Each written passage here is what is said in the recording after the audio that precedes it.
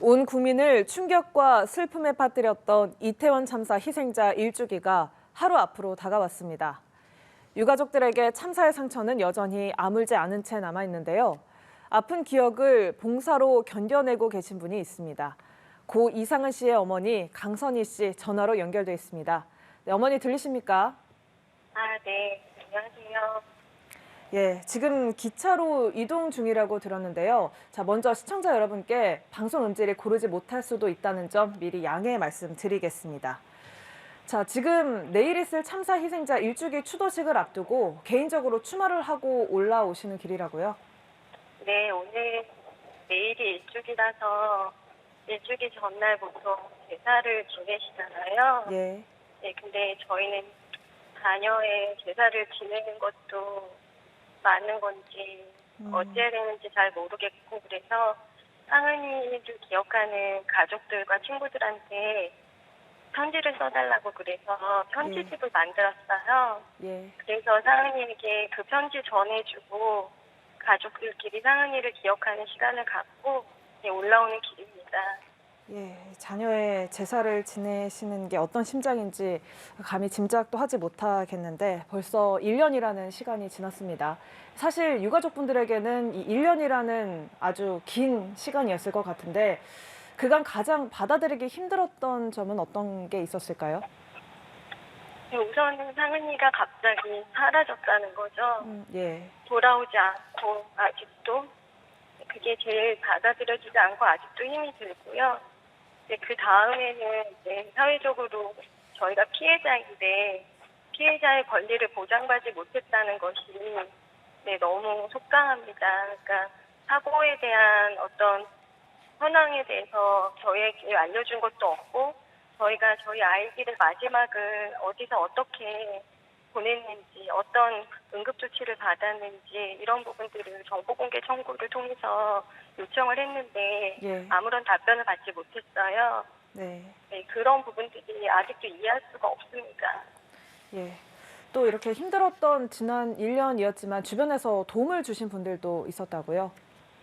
네, 정말 너무너무 많은 분들이 저희를 도와주셨어요. 저희는 네. 일반 시민이었고 이런 사회적 참사에 어떻게 대응해야 되는지 몰랐었는데 저희 시민대책회의 분들, 그다음에 그 추운 녹사평 분향소를 찾을 때 도와주셨던 분들, 예. 또 그 추운 녹사평에서 저희를 따뜻하게 해주기 위해서 차를 대접해 주셨던 봉사자분들, 그리고 분향소의 그 신자유연대가 둘러싸서 너무 무섭고 힘들었는데 그걸 지켜주기 위해서 항상 와주셨던 시민 봉사자분들, 이런 분들, 그리고 와서 손잡아 주시고 눈물 같이 흘려주시고 했던 시민분들 다 너무 감사했습니다. 예. 또 누구보다 다른 사람의 위로 그리고 응원이 필요할 텐데도 거꾸로 다른 사람들을 위해서 봉사활동을 하셨다고 들었습니다. 또 이렇게 지난 6월에 외동딸 생일을 맞아서 또래 청년들에게 생일상을 대접하셨다고 하는데 어떻게 이렇게 봉사활동을 하겠다라고 결심을 하셨습니까? 사실은 봉사활동이라고 하기보다는 예. 제 딸아이의 생일에 저희 부부만 두지 않겠다, 혼자 두지 않겠다고 친구가 예. 상은이 생일 파티를 해주겠다고 한 거예요.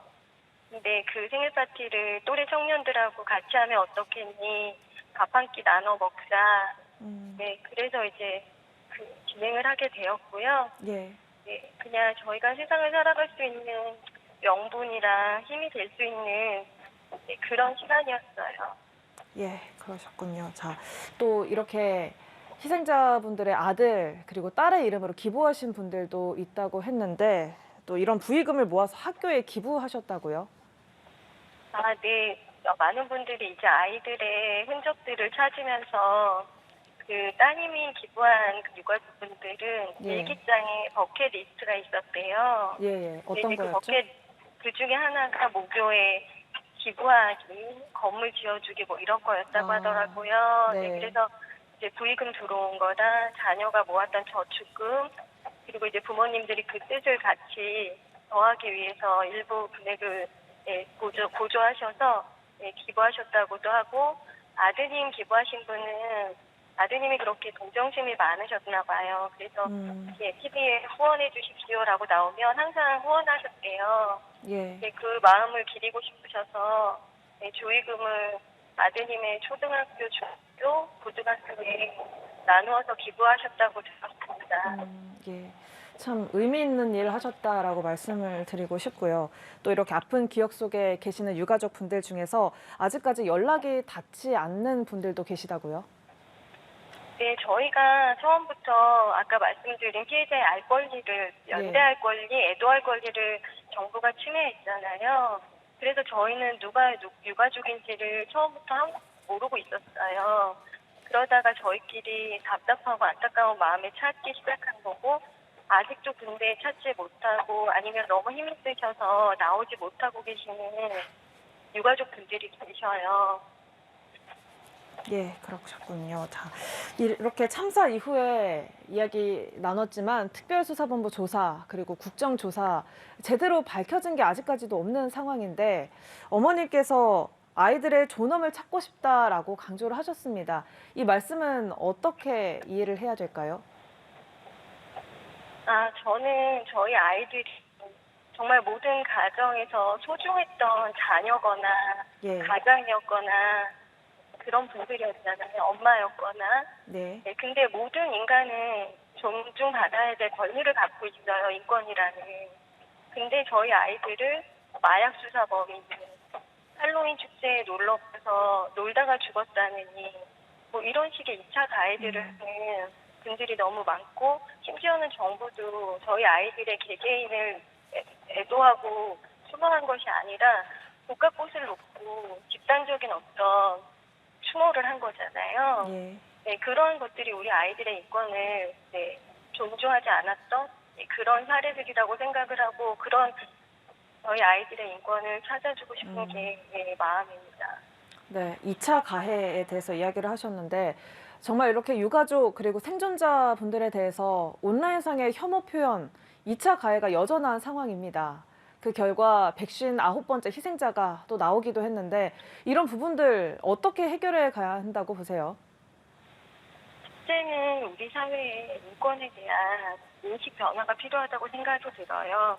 예. 그게 교육이 됐던 아니면 2차 가해 예방을 위한 특별법을 제정한다던가 하는 식으로 네, 인권에 대한 사회 인식의 변화가 필요하고요.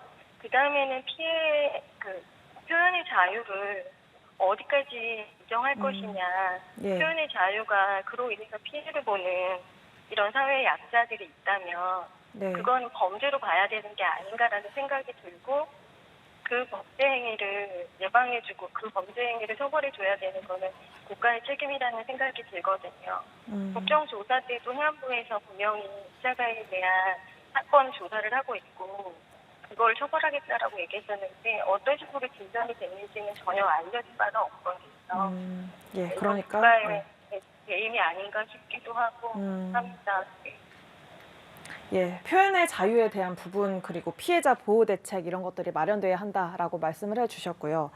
자, 이태원 참사 희생자 일주기 추도식에 참여를 하고는 싶지만 또 여러 가지 사정으로 직접 가시지 못하는 분들 있으실 것 같습니다. 이런 시민분들께 남기고 싶은 메시지 있으실까요? 네, 저희 159개의 정말 소중한 우주가 사라졌거든요. 그래서 내일은 모든 국민들이 그리고 그 사회적 참사는 사실 우리 사회 모든 사람들에게 일어날 수 있었던 일이에요. 그래서 많은 분들이 이 부분에 대해서 애도하고 추모하고 함께 연대해 주시면 감사하겠습니다. 예. 이렇게 오늘 같은 날 마음 더 안 좋고 또 이렇게 질문 계속 드릴 때 답변하실 때 말씀하기 힘드셨을 텐데 인터뷰 응해주셔서 고맙습니다. 네, 감사합니다. 예. 지금까지 이태원 참사 희생자 고 이상은 씨 어머니 강선희 씨와 함께 이야기 나눠봤습니다.